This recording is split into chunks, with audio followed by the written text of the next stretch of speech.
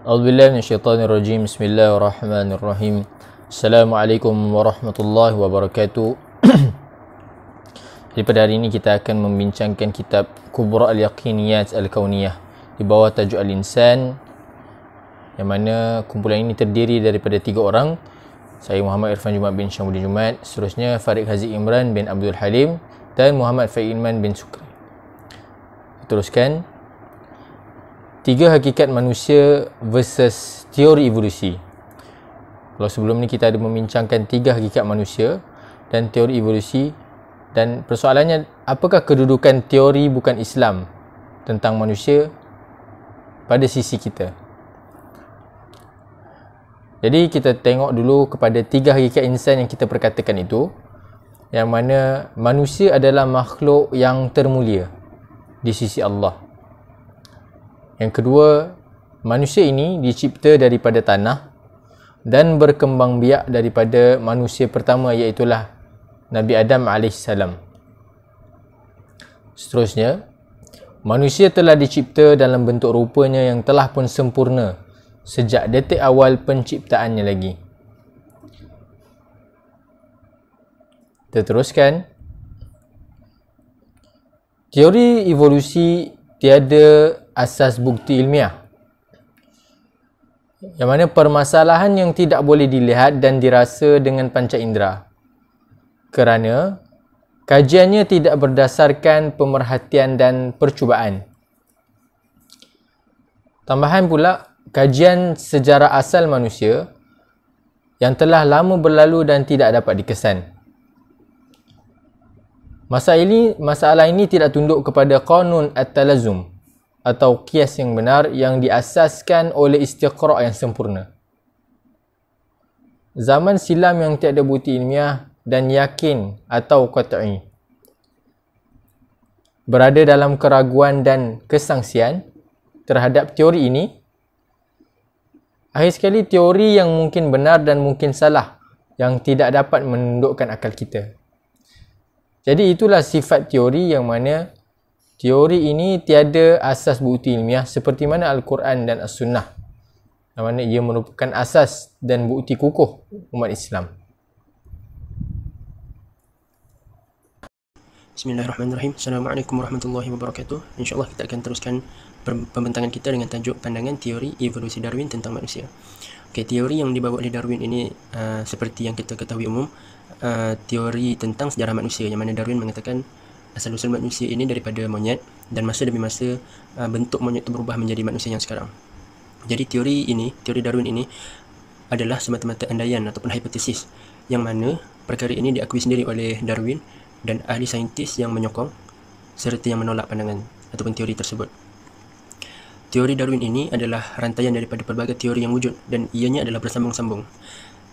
Teori Darwin ini secara tidak langsung mengatakan bahawa kehidupan di muka bumi ini, di atas muka bumi ini berkembang secara organik dan mekanik.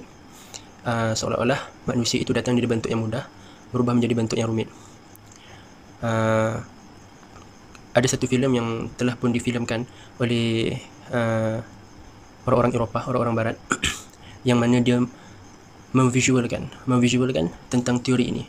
Daripada Big Bang yang wujud, maka terhasil planet, dan planet bumi daripada satu zarah yang kecil dia bertukar menjadi sedikit, masa demi masa dia bertukar menjadi kehidupan daripada zarah, dia menjadi kehidupan yang kecil, lepas tu dia membesar daripada kehidupan daripada laut, dia bertukar menjadi kehidupan di darat, seterusnya membentuk kepada bentuk monyet sehinggalah bertukar menjadi bentuk manusia.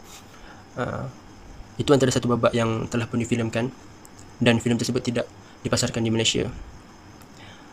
Okey, seterusnya teori Darwin ini secara tidak langsung juga mengatakan bahawa manusia itu yang asalnya, yang pada awalnya bersifat primitif kepada bertamadun. Juga ada satu filem yang disiarkan, filem Ice Age yang pertama, yang mana dalam filem tu ada manusia, tetapi manusia dalam filem tersebut tidak mampu berkomunikasi secara baik, tidak berkomunikasi secara macam mana kita berkomunikasi sekarang. Ada bahasa, ada logat, ada perkataan dan sebagainya. Teori pandangan tersebut seolah-olah mengatakan manusia prasejarah dulu hidup komunikasi, mereka berkomunikasi secara bahasa isyarat. ataupun bahasa badan semata-mata. Okey, seterusnya, rumusan dari sudut ilmiah perihal teori bukan Islam tentang manusia. Yang pertama, idea tentang evolusi dan prinsip yang berkaitan masih berada dalam tahap hipotesis di mana pendalilan dan pembuktian masih bercanggah.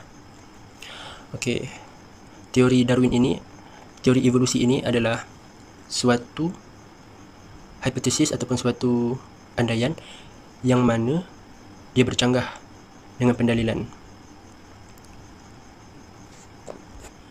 Okey, pendalilan dan pembuktian yang bercanggah ini, dalil yang kita ada, dalil yang kita pegang sekarang ni adalah berbeza. Seperti mana kita tahu manusia ini wujud daripada tanah, diambil dan diciptakan daripada tanah, dan manusia pertama wujud adalah Nabi Adam AS. Bercanggah, dalil ini bercanggah dengan pembuktian, ataupun lebih tepat kita panggil secara teori yang dikemukakan. Perkara ini bercanggah sama sekali. Okey, poin yang kedua, tabiat persaingan dan pertarungan seperti yang dibentangkan dalam teori adalah bersifat kebingungan dan ketidaktentuan dalam sesuatu maudhu' yang tertutup, bukannya bersifat manhaj ataupun bermetod untuk memahami suatu perkara yang diketahui hakikatnya. Okey, untuk teori ini dia lebih kepada persaingan dan pertarungan seperti yang dibentangkan. Teori ini kan ada banyak, bukan ada satu teori Darwin saja, ada banyak teori. Maka setiap teori ini saling bersaing, saling bertarung, saling berlawan untuk menentukan teori tersebut adalah yang paling tepat. Dan teori-teori ini bersifat syubhah, tidak pasti, ragu-ragu, tidak diyakini. Maka tidak kukuh. Untuk teori-teori ini kita panggil tidak kukuh untuk dipegang secara terus. Sepatutnya kalau lebih baik teori-teori ini dia bersifat manhaj ataupun dia bersifat nampak kaedah ataupun bermetod, supaya mudah untuk kita faham, mudah untuk kita pegang secara terus. Okey, poin seterusnya, maka tidak selayaknya kita membuat penentuan hukum ke atas kajian yang sedemikian. Seterusnya tidak seharusnya kita menyifatkan sebagai satu hakikat ilmiah yang tidak memaksa akal agar mengakui dan menerimanya. Maka oleh itu tidaklah sepatutnya untuk kita meletakkan hukum ke atas teori ataupun kajian ini, dan tidak menyifatkan sebagai satu hakikat ilmiah untuk akal menerima. Kita tahu perkara ini adalah teori semata-mata, maka kita tidak boleh untuk berpegang secara hakiki.